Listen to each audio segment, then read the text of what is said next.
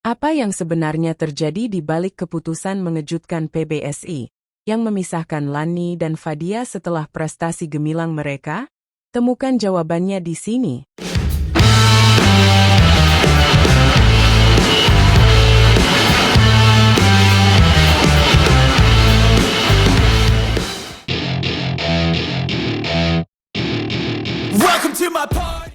Siti Fadia Silva Ramadhanti kembali berpasangan dengan Apriani Rahayu, dan kabar ini langsung mengguncang dunia bulu tangkis Indonesia. Keputusan ini membawa dampak besar bagi karir Lani Tria Mayasari, yang kini harus menghadapi ketidakpastian soal siapa pasangan barunya. Menariknya, Siti Fadia dan Lani baru saja mencatat prestasi gemilang dengan menjuarai Thailand Masters 2025. Mereka berhasil mengalahkan pasangan tuan rumah, Laksika Kanlaha dan Phataimas Muenwong, dalam pertandingan yang penuh drama selama 3 game.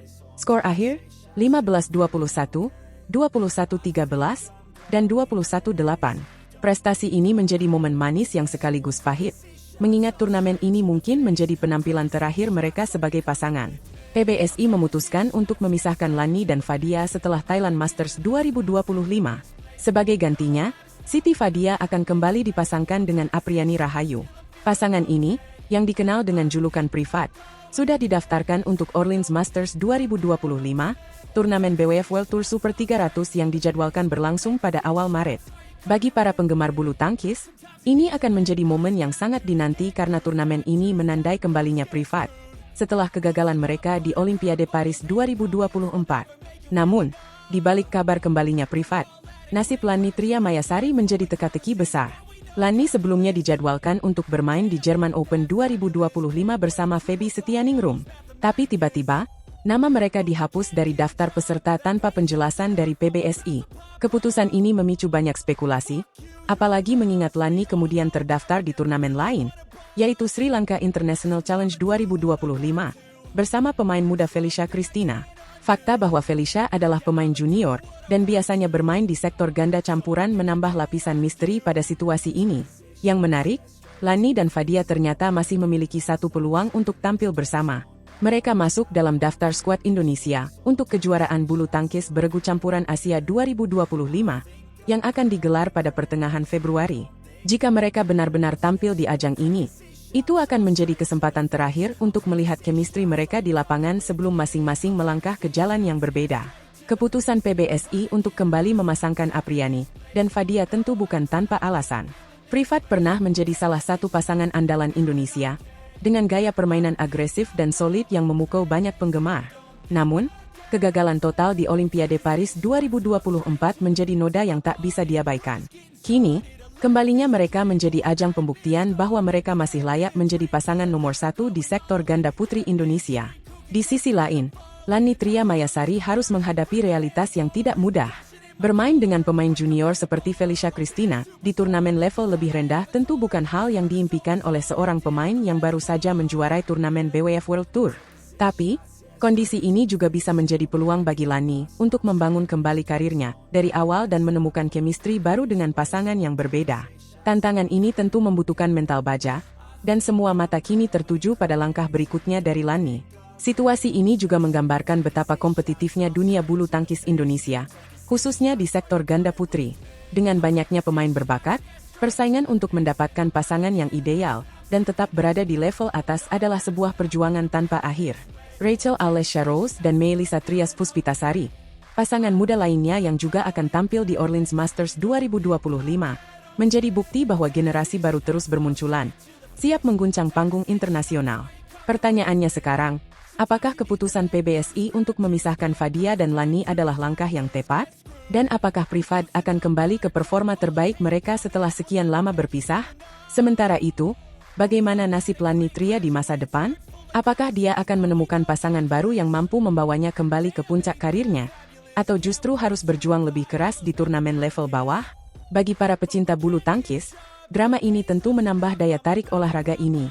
Setiap keputusan yang diambil PBSI bukan hanya soal strategi, tetapi juga soal bagaimana menjaga keseimbangan antara regenerasi dan mempertahankan dominasi di level dunia. Semua spekulasi ini akan terjawab dalam beberapa bulan ke depan, dimulai dari Orleans Masters 2025 hingga kejuaraan beregu campuran Asia. Yang jelas, Cerita ini mengajarkan bahwa dalam olahraga, tak ada yang pasti.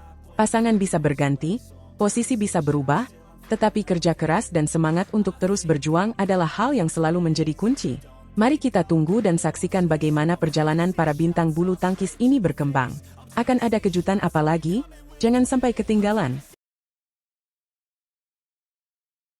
Ginting terlempar dari 10 besar, Komang melejit ke posisi 40 dunia.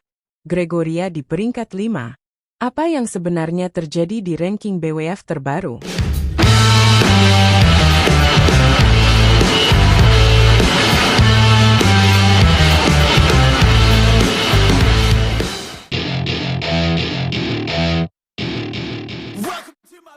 Hai, para pecinta bulu tangkis dimanapun kalian berada. Ada kabar terbaru yang menghebohkan dunia bulu tangkis. BWF baru saja merilis ranking terbaru per tanggal 4 Februari 2025. Dan ada banyak perubahan menarik yang wajib kalian tahu. Jadi, langsung saja kita bahas. Ya, berita pertama datang dari sektor tunggal putra. Sayangnya, kabar kurang menyenangkan menghampiri Anthony Sinisuka Ginting.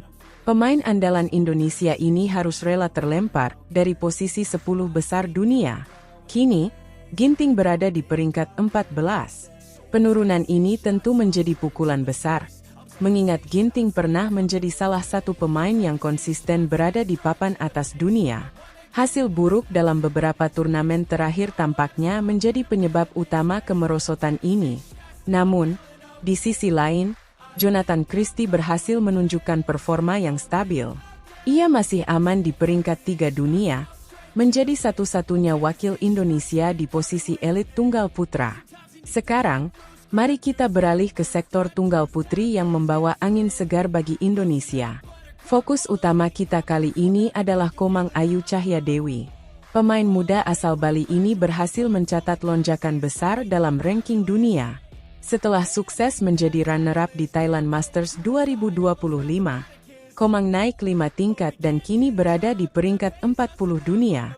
Sebelumnya, ia berada di posisi 45. Ini adalah pencapaian yang luar biasa, mengingat Komang sempat mengalami masa-masa sulit dalam beberapa tahun terakhir. Kini, dengan kepercayaan diri yang mulai kembali, ia bertekad untuk terus bersaing di level atas. Dalam wawancaranya, Komang mengungkapkan rasa syukurnya atas pencapaian ini. Dibandingkan tahun lalu yang sangat sulit, ini merupakan hal baik buat saya, ujarnya. Ia juga menyampaikan harapannya untuk tetap konsisten di turnamen-turnamen besar mendatang.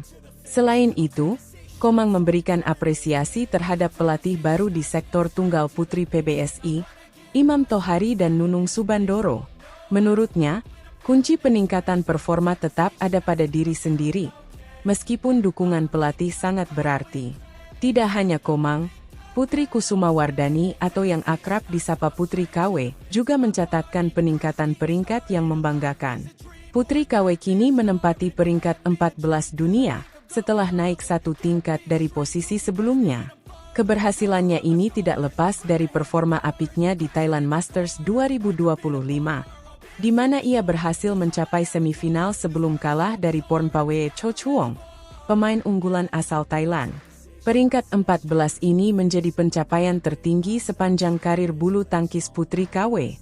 Ia juga berhasil menyalip Yo Jia Min dari Singapura, yang mengalami penurunan ranking. Sementara itu, Gregoria Mariska Tunjung masih menjadi tunggal putri terbaik Indonesia. Gregoria kokoh di peringkat 5 dunia, dengan total poin 79.262. Konsistensinya di level tertinggi membuat Gregoria tetap menjadi andalan Indonesia di sektor ini. Kabar baik lainnya datang dari beberapa wakil Indonesia di luar 10 besar. Esther Nurumitri Wardoyo kini berada di peringkat 39 dunia, naik cukup signifikan dibandingkan beberapa pekan lalu. Sementara itu, Ciara Marvella Handoyo dan Mutiara Ayu Puspitasari masing-masing berada di peringkat 78 dan 85. Peningkatan ini menunjukkan bahwa regenerasi pemain bulu tangkis Indonesia berjalan dengan baik. Dengan berbagai perubahan ini, Tentu kita berharap para pemain Indonesia bisa terus memberikan yang terbaik di turnamen-turnamen mendatang. Terutama untuk Ginting yang harus bangkit dari keterpurukannya. Perjuangan tidak akan pernah sia-sia jika diiringi dengan kerja keras dan doa. Jadi, bagaimana pendapat kalian soal ranking terbaru ini? Apakah kalian optimis dengan peluang pemain Indonesia di turnamen-turnamen besar selanjutnya? Yuk, tinggalkan komentar kalian di bawah dan jangan lupa dukung terus pemain-pemain kebanggaan Indonesia. Sampai jumpa di pembaruan berita bulu tangkis selanjutnya. Salam olahraga.